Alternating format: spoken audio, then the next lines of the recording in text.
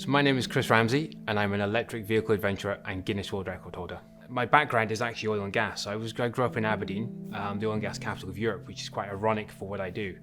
And I was working away in the industry and I came across an advert for an electric car. At that time it was the Nissan LEAF, it was the only car around.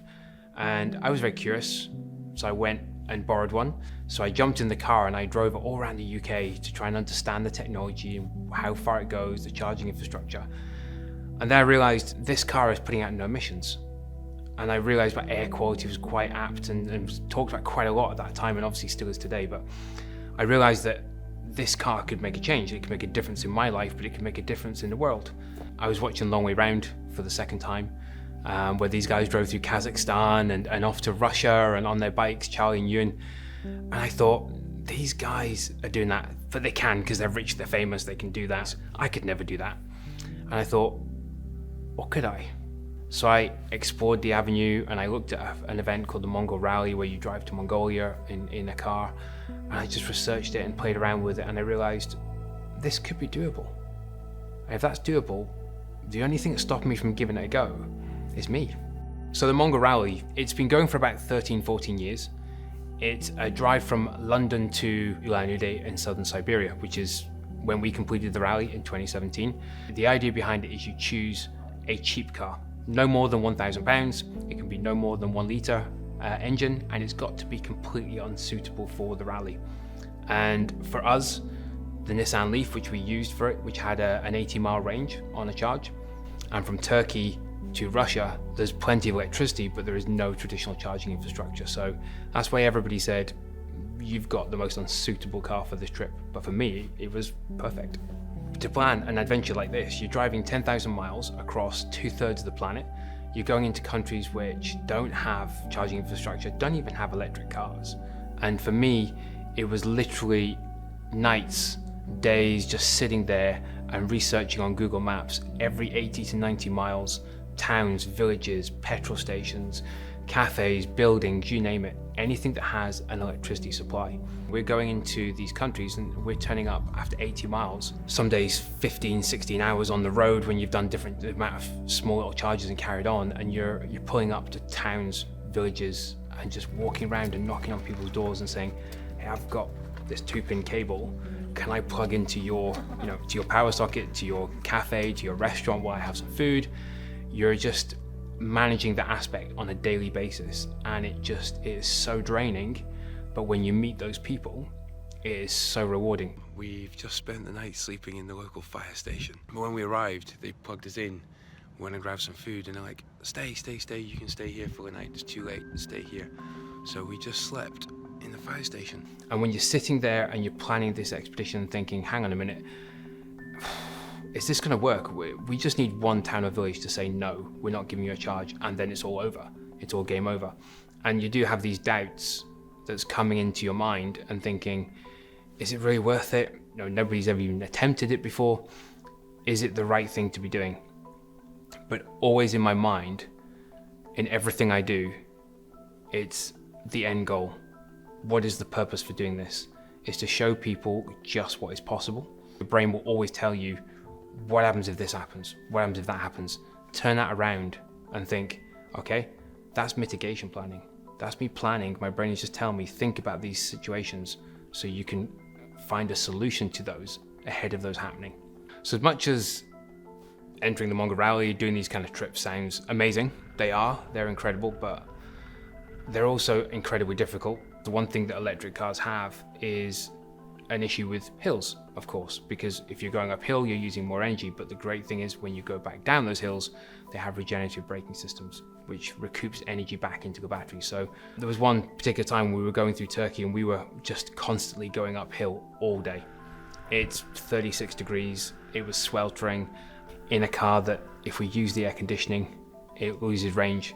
If we open the windows, that impacts the range as well. And the range is just dropping and dropping. I am so sleep deprived that I just couldn't cope with it. And then we got to our charger, but we got to it about 45 minutes late. I just got out of the car, I charged, and I just sat on the bonnet of the car and just put my head in my hands and was like, really, can I go on?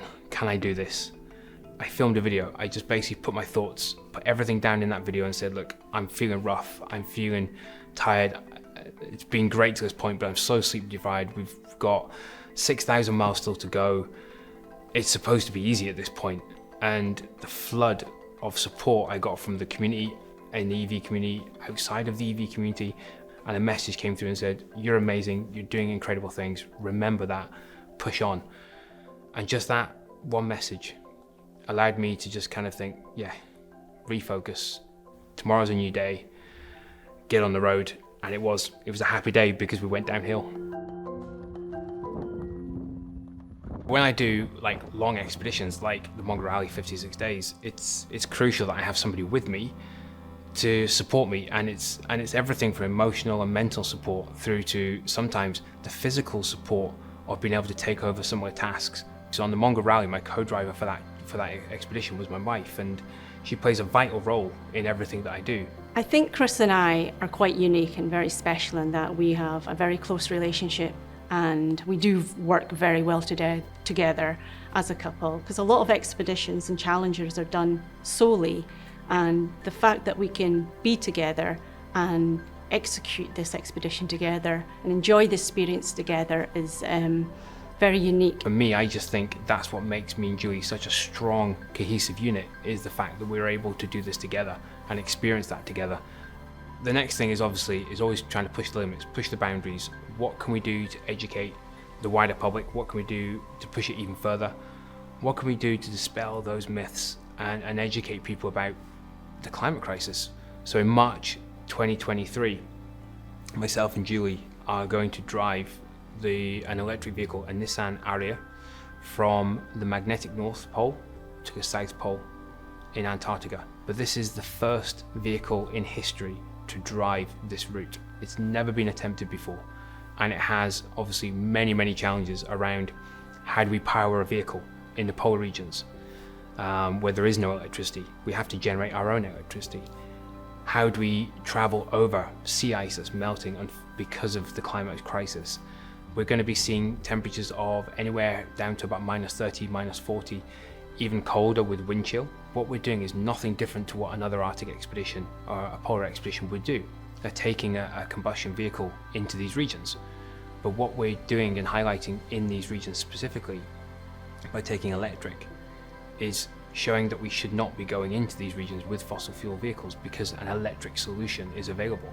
And we're traveling through Canada, the Rocky Mountains, we're going into the northwest of North America, and going through down into Central America, into Mexico, and then we go into Guatemala, Honduras, Nicaragua, some vibrant cultures in South America. The challenges there become about heat, the heat impact, and then we go into altitude. When we go into Patagonia, we're crossing the Andes. It's going to show the true resilience and capabilities of that car. But again, if you look at what me and Julie are going to have to go through, we're going to be on the road for around 10 months. Some people sit there and go, well, you're driving a car, you're not walking, you're not traveling. Like, we could be doing 16, 17 hours. Sometimes I was going 20 hours on the road on a day. And so you get very little sleep. That puts massive strains on your body and your mental strength and your emotional state. Yes, we're doing this amazing expedition. It's never been done before in history. But actually we're traveling through all these countries and meeting inspiring individuals, NGOs, organizations that are taking action against the climate crisis. And that is a message of a voyage of hope, but it's more a voyage of discovery for Julie and I. So we can find out just what is going on in the world and share that with people. Sometimes it's the simple things that you do in life that are actually more challenging. It doesn't have to be an expedition. It doesn't have to be pushing human endurance. It could just be simple everyday things in life, because the only person that understands the true vision of what you're doing is you. Chris and I are very ordinary individuals. We don't come from any specialised backgrounds. We're not athletes. It all came from an idea. That's your first step. All we're looking to do is trying to become a better version of ourselves. And to do that, you've got to push yourself. You've got to challenge yourself. So until you set yourself those goals, until you look at what it is you want to achieve, and that could be something very simple in life, something in work life. There's a lot of mental power that's required, and a lot of confidence, and a lot of telling yourself, it is possible, I can do it, be brave, be bold, be pioneering, be different. If you're passionate enough about something, you've got the will and determination to do it, just do it and you will surprise yourself.